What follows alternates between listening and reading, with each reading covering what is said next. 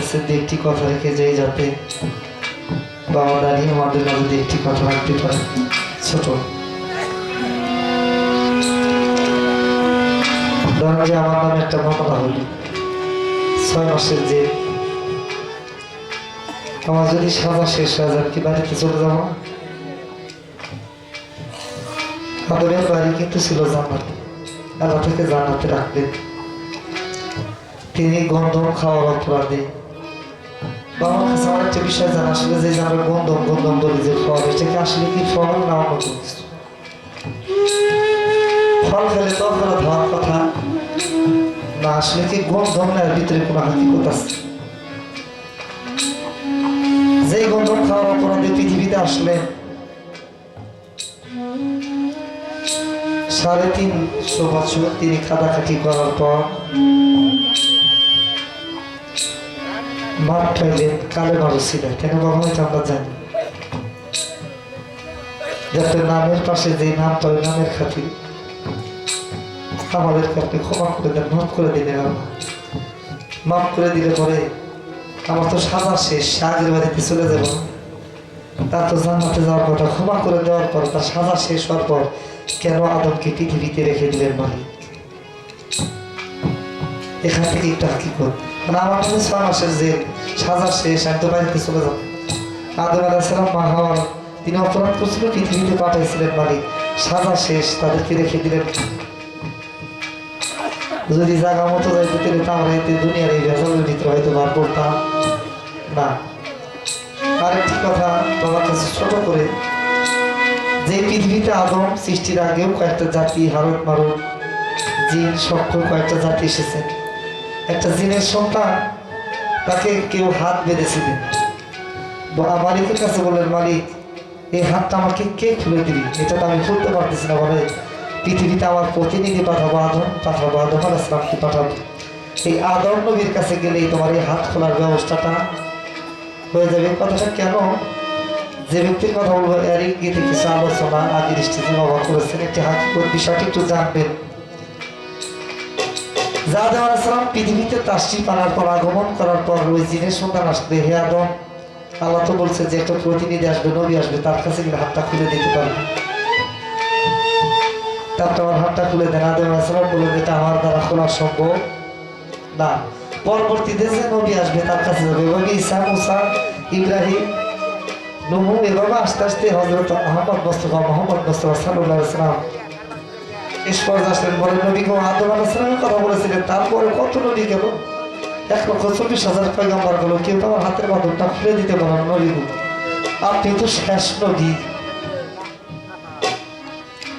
আপনি যদি না খুলে দেন তাহলে তো আমার আর উপায়। আমার দেহের নবী বললেন, যেটা আমার দ্বারা খোলা সম্ভব না। পাশে যে একটা ছেলে খেলা করতেছে, একমাত্র ওই পারে এটা খুলে দিতে। আদম নবী পারলো না, যিনি আল্লাহর প্রতিনিধি খলিফা, শেষ নবী পারলো না। হ্যাঁ, এই বাঁধনটা খুলে দিল ওই ব্যক্তিটাকে, এবং তার হাকিকতটা একটা আপনি আমাদের মাঝে তুলে ধরবেন।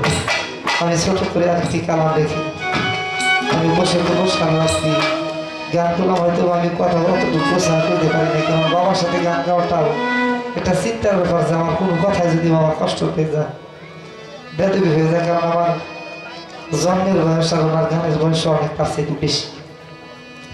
আমার গুরুজন বাবা যদি আমার কোনো কথা কষ্ট পেয়ে থাকে, সে যেন আমাকে ক্ষমার দৃষ্টিতে থাকে। বিশেষ করে আমাদের টাঙ্গাইলে যতগুলি শিল্পী, আমাদের সুনীল কাকার, আমাদের জসিম বাজান, এরা আমাদের মাথার মুকুট, এরা 2 জন এখন পর্যন্ত আছে। এই জন্য আমরা বুঝতেছি না তারা কেমন মালিক। আমাদের কিন্তু একটা গার্জিয়ান আছে, এরা যেদিন সেবা জানা ঠিকানায় চলে যাবে, ওই দিন আমরা উপলব্ধি করতে পারবো যে তারা কি আমাদের মাঝে ছিল। ছোট করে একটি গান আমি তুলে ধরছি।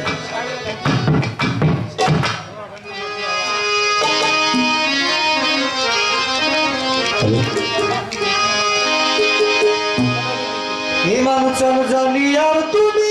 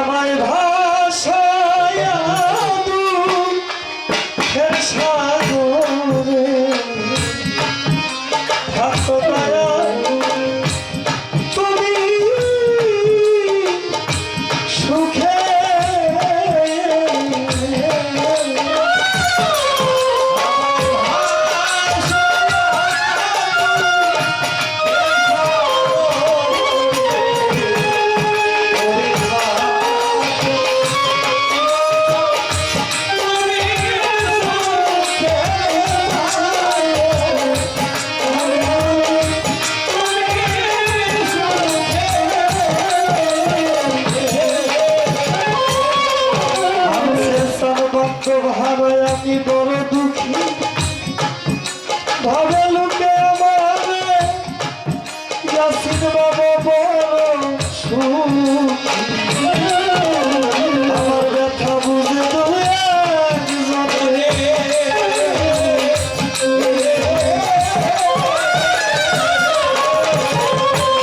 বান্ধব হারায় আমি বড় দুঃখী ঘরে লোকে আমার অনেক সুখ বিশ্বাস আমার ব্যথা বুঝে দুই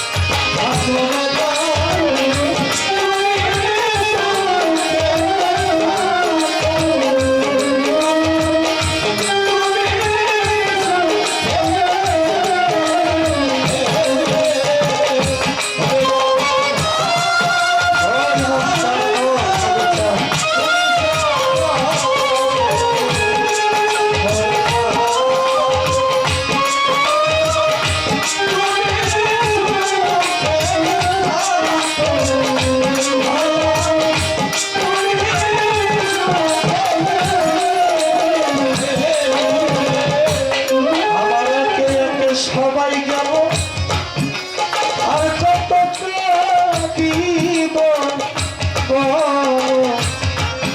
বুঝলাম সুখ নাই পারে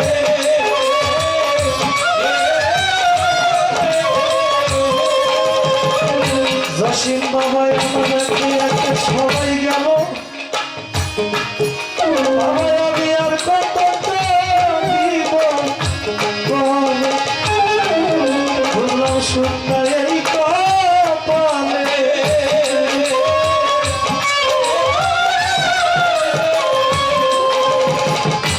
ইমান চান আমার সুখে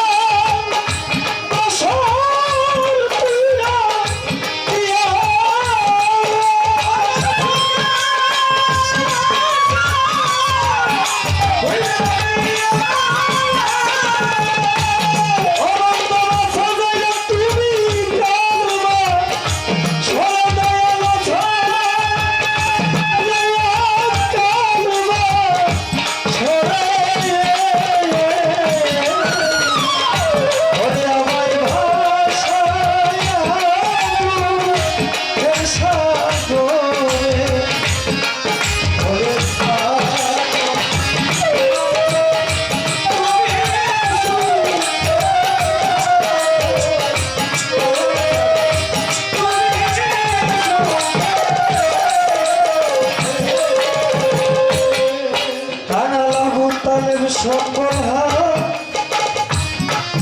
আমার পারের করিয়াছেন চান মায়ে তোরা তাই ডাকতেছি বাবা মিঞ্জু সাপ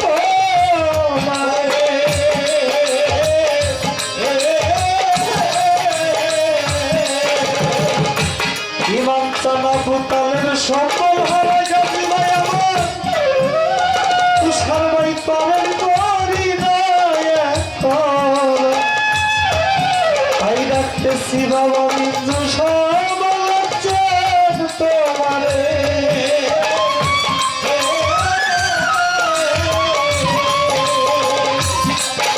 আমার হৃদয়